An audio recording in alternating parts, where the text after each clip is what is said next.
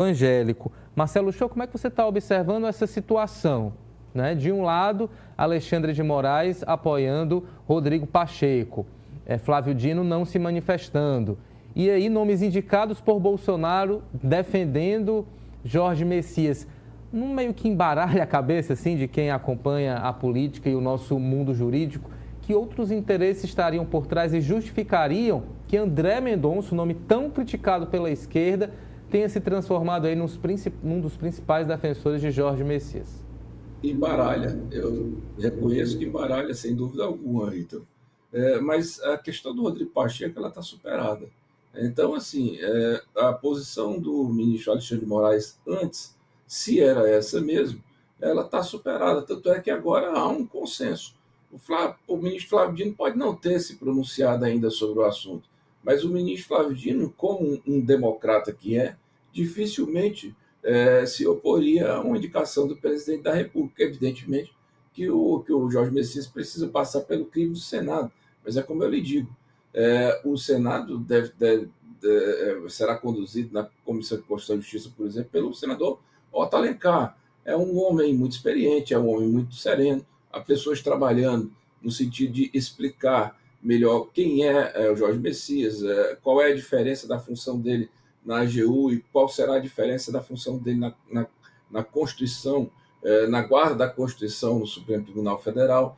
Então, eu acho que não há requisitos que retirem do Jorge Messias a condição de legitimidade para ser ministro do STF. Tanto é que o André Mendonça, como você disse, que foi rejeitado, digamos assim, a sua indicação pela esquerda, o apoia. Por quê? Porque, na verdade, a discussão, quando chega no STF, não é mais se é de direita, de esquerda, de centro.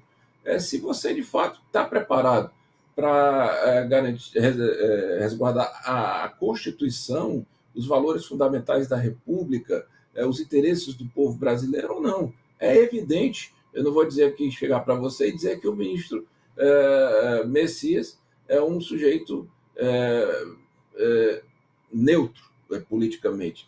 Ninguém é neutro politicamente. Todo mundo tem uma perspectiva de vida, tem um projeto de sociedade que quer construir, e é claro que o ministro Messias representa não o presidente Lula, mas um ideal de construção de sociedade democrática, com condições de vida digna a todas as pessoas, como o presidente Lula imagina.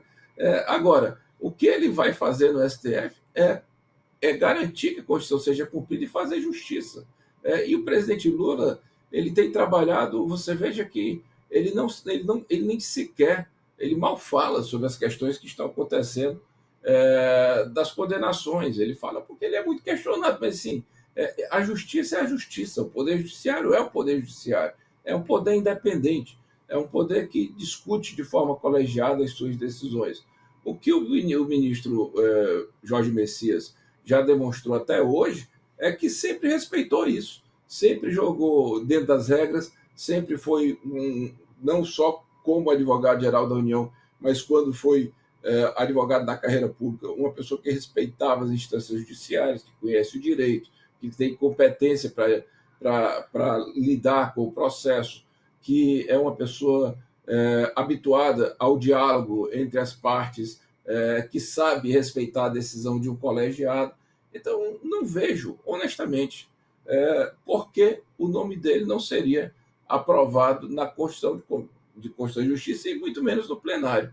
Eu acho que essa antecipação para o dia 10, ele de fato se deu por causa do recesso do parlamento. Isso seria pior se jogasse isso para depois, eu acho. Acontecerá a sabatina dia 10, acho que ele será sabatinado, se sairá muito bem na sabatina e assim, com muita facilidade. Aí eu não sei dizer, realmente, né, porque as pessoas estão votando muito com o fígado hoje, como será a votação no Senado Federal. Mas acredito que será aprovado também, porque a gente tem que acreditar que a maioria das pessoas tem um senso republicano. Nós estamos falando aqui do Supremo Tribunal Federal, não é Não é num joguinho de apostas. É o Supremo Tribunal Federal. É quem vai defender a Constituição, quem vai exercer o seu poder contra-majoritário, quem vai defender os direitos fundamentais, quem vai respeitar as regras do jogo, quem vai ter que, no fim das contas, decidir as grandes questões que estão em pauta em nível nacional. E o Jorge Messias, como AGU, já tem feito isso, inclusive, viu? Na defesa da democracia, no reconhecimento, por exemplo, das transgressões, das violações do Estado brasileiro contra o povo quilombola em Alcântara, na decisão que ele tem, por exemplo, com relação à reposição das perdas dos aposentados do INSS, na decisão, na ideia que ele tem sobre a isenção da tributação de pessoas que recebem até R$ 5.000. Eu acho que é um homem sereno, é um homem tranquilo, de origens humildes, que veio da escola pública, da universidade pública, que fez carreira de forma competente, passando em todos os concursos, será o próximo ministro do Supremo Tribunal Federal. E o presidente Davi Alcolumbre acho que não dificultará isso, não. Não há razões para que isso aconteça. Acho que o Alexandre de Moraes, sobre a ideia do Pacheco, está superada. O Pacheco tem outras aspirações. O Pacheco é candidato a governador de Minas com apoio do presidente Lula. É um nome cotado para ser vice-presidente. Honestamente, eu acho que há muito... Ítalo, a gente tem que ter muita calma nesse momento. Há muito fogo de palha, há muita fofoca, há muito disse-me-disse. Eu ouvi dizer que o Alcolumbre telefonou para 60 senadores. Olha, isso é improvável, né? Não é possível. Né?